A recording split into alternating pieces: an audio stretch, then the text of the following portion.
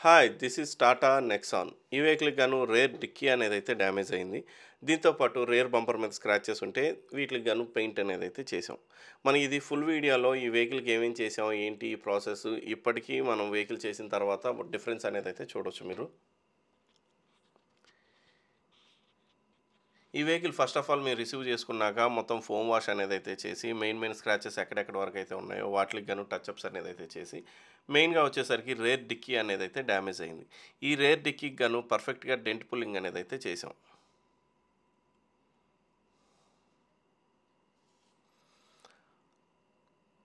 మనకిది rare dicky dent pulling చేసేటప్పుడు గూడా మనకి మెయిన్‌గా ఇన్‌సైడ్ మాత్రం ఏమాత్రం గూడా డోర్ ప్యాడ్ గాని, డిక్కీ ప్యాడ్ గాని ఓపెన్ చేయకుండా ఇన్‌సైడ్ ఏమాత్రం గూడా మనకి డాంపింగ్ షీట్ గూడా పోకుండా పర్ఫెక్ట్‌గా ఓన్లీ ఔట్ సైడ్ నుంచి మాత్రమే డెంట్ పుల్లింగ్ చేసుకునే అవకాశం అనేదైతే ఉంది మన దగ్గర. ఎందుకంటే మన దగ్గర వర్త్ డెంట్ పుల్లర్ అనేదైతే ఉంది.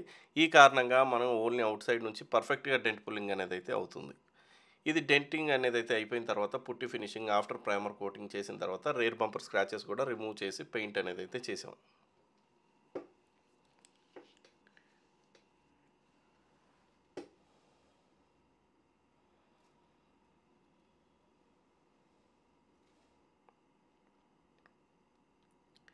ఇది పెయింట్ ప్రాసెస్ చేసేటప్పుడు కూడా ఈ వెహికల్ ఈ కలర్ కోసం మా దగ్గర ఇన్ హౌస్ పెయింట్ మిషన్ ఉండడం కారణంగా ఎగ్జాక్ట్ కలర్ అనేది అయితే మ్యాచ్ చేసి ఇది సర్వీస్ స్టేషన్లో కూడా ఈ వెహికల్కి ఈ creative ocean colour matching issues అనేది అయితే ఉన్నాయి.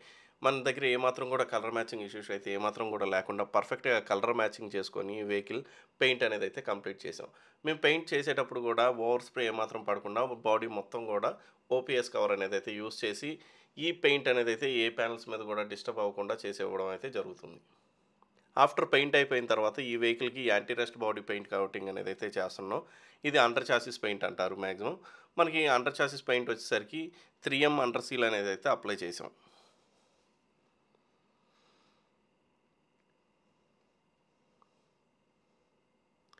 ఈ 3M అండర్ సీల్ అప్లై చేసేటప్పుడు కూడా వీల్స్ అనేదైతే ఓపెన్ చేసేసి క్యాలిబర్స్‌కి ప్లస్ అలానే మనకి రెస్ట్ అయితే ఎక్కడెక్కడైతే ఉందో వాటికి గాను శాండింగ్ అనేదైతే చేసి ఆఫ్టర్ మనం 2 లేయర్స్ ఫుల్ కోటింగ్స్ అనేదైతే 3M అండర్ సీల్ అనేదైతే అప్లై చేసాం.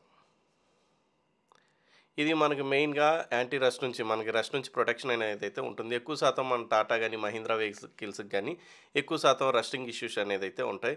మనకి ఈ కోటింగ్ ఉండడం కారణంగా రస్టింగ్ అనేదైతే అంత త్వరగా పట్టే అవకాశం అయితే ఉండదు. బట్ మనం ఈ యాంటీ రస్ట్ కోటింగ్ కోసం 2 ఇయర్స్ వారంటీ అనేదైతే ఇస్తాం. బట్ మనం ఎవ్రీ ఇయర్ మాత్రం ఒకసారి చెక్ చేసుకొని ఏమైనా మనకి రస్ట్ కోటింగ్ అనేదైతే రిమూవ్ అయిపోతే మళ్ళీ ఇంకోసారి ఏసుకోవడం అనేదైతే బెటర్ ఆప్షన్. ఎందుకంటే మన రఫ్ రోడ్స్‌లో వాడడం కారణంగా యాంటీ బాడీ రస్ట్ కూడా డ్యామేజ్ అయ్యే అవకాశం ఉంటుంది. ఇది వారంటీ పీరియడ్‌లో ఉన్నంత సేపు కూడా మనకి ఇన్ కేస్ ఏమన్నా డ్యామేజ్ అయితే మనకి మళ్ళీ రీపెయింట్ అనేదైతే ఏస్తాం కాబట్టి మనకి నో ప్రాబ్లమ్. బట్ మనం వారంటీ పీరియడ్ అయిపోయిన తర్వాత కూడా మనకి యాంటీ రస్ట్ ఏమన్నా అయితే డ్యామేజ్ అయితే మళ్ళీ రీపెయింట్ ఏపిచ్చుకోవడం అయితే చాలా బెటర్ ఆప్షన్ అనేదైతే నా ఉద్దేశం. ఎందుకంటే మనం ఈ వెహికల్స్‌కి ఏంటంటే మనం వాడే కొద్దీ రస్టింగ్ అనేదైతే ఫార్మ్ అవుతా ఉంటది. ఎక్కువ శాతం వెహికల్ లిఫ్ట్ చేయకుండా వాష్ చేసేటప్పుడు మన కింద ఉన్న రస్టింగ్ అనేదైతే తెలీదు. మనకి ఓవరాల్‌గా డ్యామేజ్ అయిపోయేంత వరకు ఉంచుకోకుండా మనం బిఫోర్‌గానే మన యాంటీ రస్ట్ కోటింగ్ ఎప్పటికప్పుడు మనం చెక్ చేసుకుంటూ ఎవ్రీ ఇయర్ కూడా ఒకసారి చెక్ చేసుకొని ఏమన్నా పోతే అక్కడ వరకు ఇన్‌స్టాల్ చేసుకోవడం చాలా బెటర్ ఆప్షన్.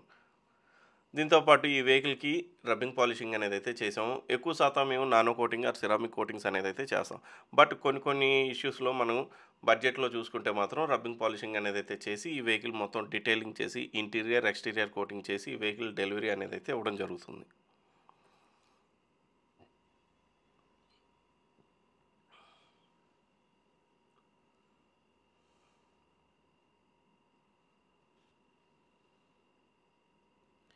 ఈ వెహికల్‌కి మేజర్‌గా ఇంకో థింగ్ వచ్చేసరికి మనకి సైడ్ క్లాడింగ్స్ అనేదైతే వచ్చాయి. సైడ్ క్లాడింగ్స్‌కి గాను మనం ఎప్పటికప్పుడు రీస్టోర్ చేసుకోవాల్సొస్తది. మనం వాషింగ్ చేసేటప్పుడు మనకి డ్రెస్సర్ అనేది అప్లై చేస్తారు. ఎక్కువ శాతం మంది కస్టమర్స్ మనకి ఇటువంటి క్లాడింగ్స్ ఉండేటప్పుడు మాత్రం ఈ క్లాడింగ్స్‌కి డ్రెస్సర్ అనేదైతే అప్లై చేయొద్దు, పాలిష్ అనేదైతే పట్టొద్దు, డస్ట్ పట్టేస్తుంది అనుకుంటారు.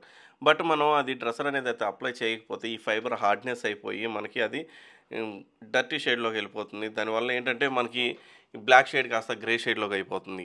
దీనికి గాను మనం పర్ఫెక్ట్‌గా ఎప్పటికప్పుడు మనం ఇది రీస్టోర్ చేసుకుంటా ఉంటే మనకు బెటర్ ఫినిషింగ్ అనేదైతే ఉంటది. మేమైతే మాత్రం ఇది ఓన్లీ జస్ట్ పాలిష్ అనేదైతే అప్లై చేసేయడం కాకుండా ఈ క్లాడింగ్స్ ఎవ్రీ క్లాడింగ్ కూడా పర్ఫెక్ట్‌గా క్లీనింగ్ అనేదైతే చేసి ఆఫ్టర్ డ్రెస్సింగ్ అనేదైతే చేసి ఈ వెహికల్ డెలివరీ అనేదైతే ఇస్తున్నాం.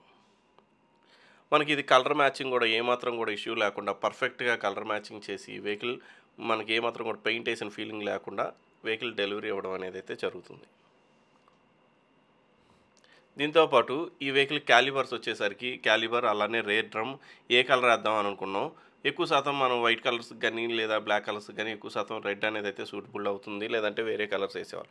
బట్ ఈ వెహికల్కి మాత్రం సేమ్ మనకి వెహికల్కి ఉన్న కలరే క్యాలిబర్స్కి అలానే రేర్ డ్రమ్స్కి వేసి ఈ వెహికల్ క్లాసీ లుక్ అనేది అయితే ఇచ్చాం.